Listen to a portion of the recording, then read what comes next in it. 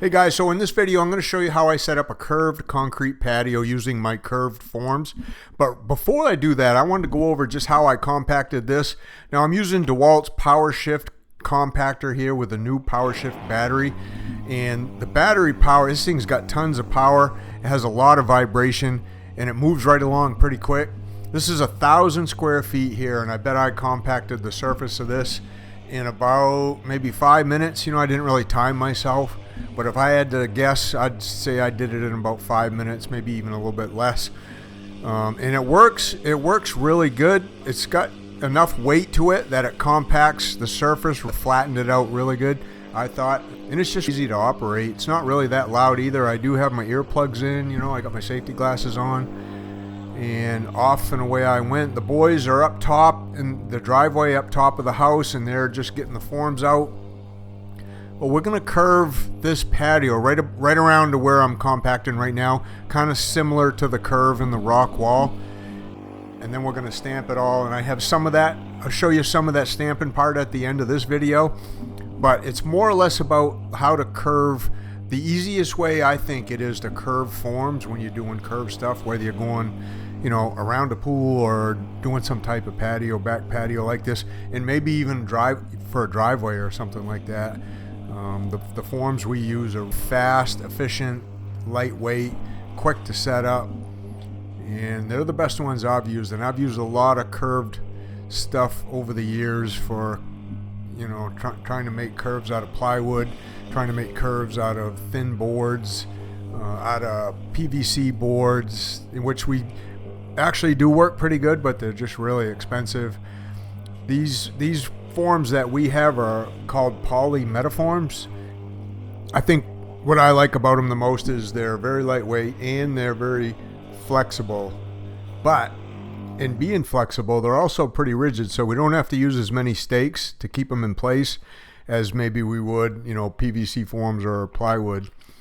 Now they connect together with those two yellow prongs you see will slide inside the next form, and that helps hold them together, as well as there's like a metal clamp. That's what Darren's putting on right now, that goes over the seam, and that clamp kind of holds both of those forms together, as well as gives you a place to pound a stake, a metal pin down through to hold it. That's kind of how we hold them all together. And then there's another set of clamps that we can slide into the middle. We usually use at least 2, if not 3, in the middle part of each section just to hold everything in place really good. And then it's, you know, just basically setting them to grade using a laser level. And there's quite a bit of slope in this slab here. The owner wanted quite a bit of slope away from the house towards the rocks, and there's a lake over there to the left that you can't really see in the video here. That, you know, if you subscribe to the channel and watch my YouTube videos, I have the whole video of this thing posted where us pouring it and stamping it and all that. You might be able to see the lake there, but this guy's got a really nice spot on the lake. Now, another DEWALT tool we're using today is the DEWALT self-leveling laser, rotary laser level. This is one of my favorite tools. We use a laser level pretty much every single day we work because we're always setting grades when we're doing flat work. So you're going to get, you know, I'll set that up in the middle, turn it on, it self-levels itself, and then it starts spinning, and then I can use the receiver on the grade stick and just get all my grade shot and make sure everything's at the elevations we need they're at. This is probably the simplest, easiest way to set elevations that I've found over the years, is using one of these self-leveling rotary lasers. And, you know, DEWALT's got a couple really good ones. This is one of their better ones they have right here. Now up there where the boys are working, they're kind of forming out around those white piers. Now that ended up getting changed once the homeowner came home and he saw, this is exactly the way he laid it out, so this is the way we formed it. But once he got home and he saw that really nice curve, he wanted to continue that curve up there to the left where there's a step kind of over there in behind where Luke is. So we ended up pulling those wood forms out and continued the curve right around to that back white column way back there. You know, we had to do that early in the morning before the pour, and that even looked better than what we had formed up right here. So it all worked out pretty good. It added about 65 more square feet, but, you know, we just, you know, we charge them for stuff like that, but it really wasn't that much. So here's Darren. Darren's now putting some pins in to start holding things in place. I'm shooting the grades. I'm checking the grades up at the house. The homeowner established the grade he wanted at the house using that. You can kind of see he snapped a red line on it for us. Goes underneath his trim of his doors. And we're going to put iso strip foam up against that so the slab doesn't bond to the house at all, and it gets it out beyond the door a little bit in case anything ever did want to move here. You'll be covered that way. But the homeowner, so he established the grades there, and then he told us how thick he wanted the slab over by the columns. And then, you know, it's basically a 4-inch pad, so there'll be 2 to 3 inches of slope total from the house out to the curved forms here. You can see how easy Darren's sliding one of those clamps in there now, and then putting the pin down through it. And then, you know, he's getting everything pounded in the way he likes it, how he likes the curve. And then those clamps have like a wedge in them that you tighten up on the pin he's driving in right now, and that helps hold it to the height you want it at. So we don't really have to screw anything into these forms. It's all kind of friction. There, you see how that slides in right there, nice and easy. And the pin goes right down through it. So it doesn't really get much easier than that for curves.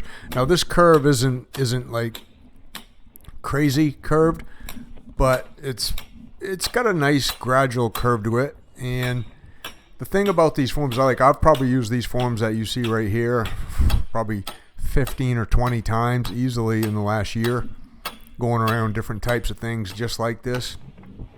And then we didn't know what we was going to use for straight stuff, so we just brought up 2x4s today and a few 2x6s. But we also have rigid form. These are 12 feet long, these curved ones. We got rigid ones that act just like a 2x4, go together the same way as the curved ones do. And you could use those for straight stuff if you wanted to.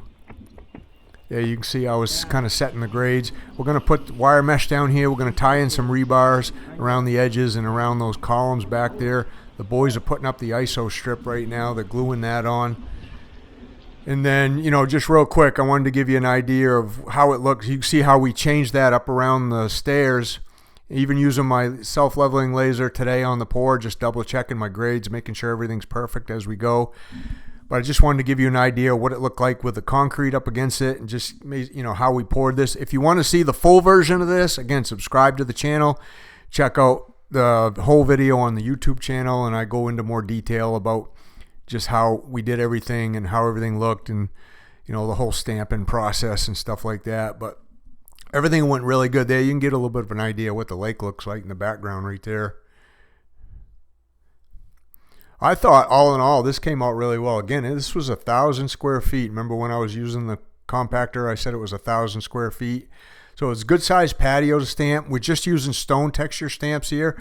And then we're going to saw in joints. We like saw joints better in stamp stuff than I do, you know, hand tooling joints. Sawed is, for us, you know, there's no joints you have to worry about when you're stamping. I believe the saw cut helps make the slab crack a little bit more likely in a saw cut than it does a hand cut groove cut. And I got my own reasons for that. I can go into on another video. I won't go into here, but this went really good. I have 3 different sets of this stone texture, so we just kind of mix and match them all to get a really unique type of look. And then, as you can see, us before we did this, we were rolling in a texture,